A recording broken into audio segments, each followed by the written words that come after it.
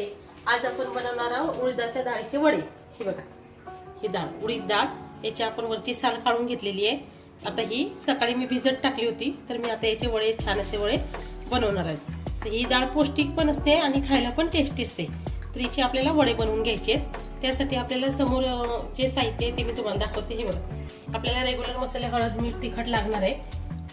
कोथिंबीर कापून घेतला हिरवा, 2 कांदे कापून घेतलेले आहेत. हे मी बेसन पीठ घेतलंय थोडं, तर हे बेसन पीठाचे मी ही मिरचीची भजी बनवणार आहे.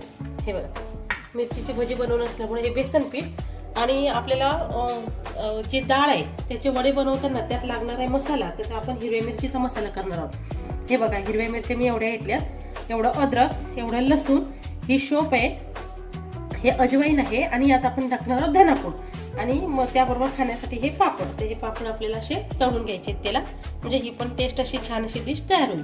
तर मी आता डाळ वाटून घेते. डाळ वाटताना आपल्याला पाणी नाही टाकायचं, सुकी डाळ वाटून घ्यायची आहे आणि हे मसाले पण वाटून घ्यायचे. मी वाटून घेऊन मग तुम्हाला मिक्स करताना दाखवते. हे बघा, आपली उडदाची डाळ वाटून झालेली आहे. यात बघा, पाणी अजिबात टाकलेलं नाही, घट्ट असं मी वाटून घेतलेली ही. तर ही उडदाची डाळ वाटून घेतली. यात आपण मिक्स करणार आहोत कांदा. यात आपण कांदा टाकायचा आहे. त्यानंतर आपण त्यात टाकणार आहोत आपण हिरवी मिरचीची पेस्ट बनवून घेतली आहे. तर हिरवी मिरचीची पेस्ट, हिरवी मिरचीची ही पेस्ट आहे.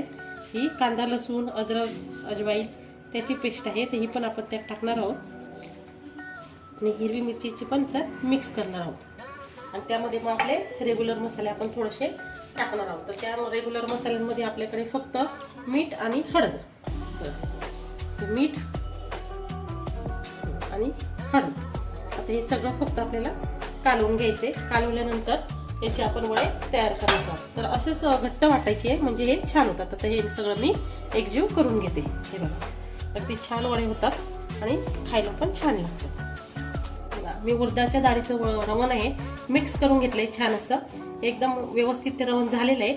आणि हे आपले ह्या मिरच्या तळायचे आहेत मला पिठात, त्यामुळे मी हे बेसन पीठ सुद्धा इथं भिजवून घेतलेलं आहे. तर मी आता तळताना तुम्हाला दाखवते की वडे कशी करायची.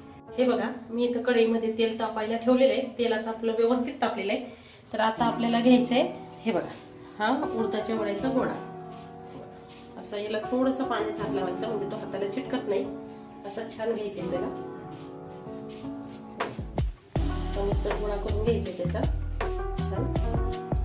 आणि कागदाला पण आपल्याला थोडंसं प्लॅस्टिकला पाणी लावून घ्यायचं. त्यावर हा गोळा ठेवायचा आणि छान असं त्याच्यामुळे टाकून घ्यायचे.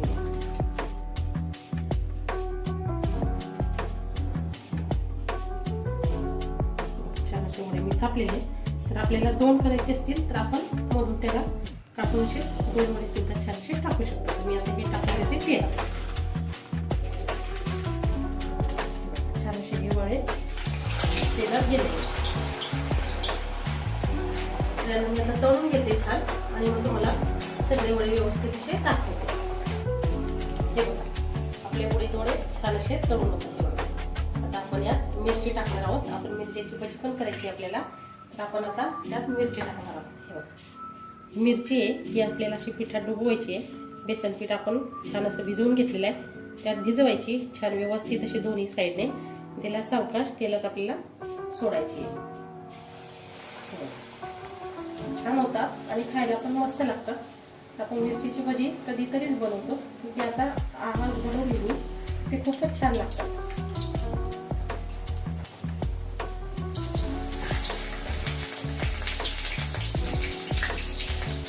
एकदम बारीक गॅसवर तळायची. बारीक गॅसवर तळली म्हणजे ती आतून कच्ची राहत नाही आणि तळताना पण ती खायला पण खूप टेस्टी लागते आणि तळली पण छान जाते. तशी बारीक मिरची मध्ये आपण तळून घ्यायची आहे.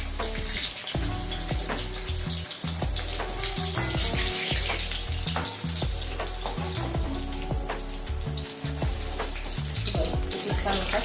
तळल्यानंतर त्यांचा कलर पण बदलतो.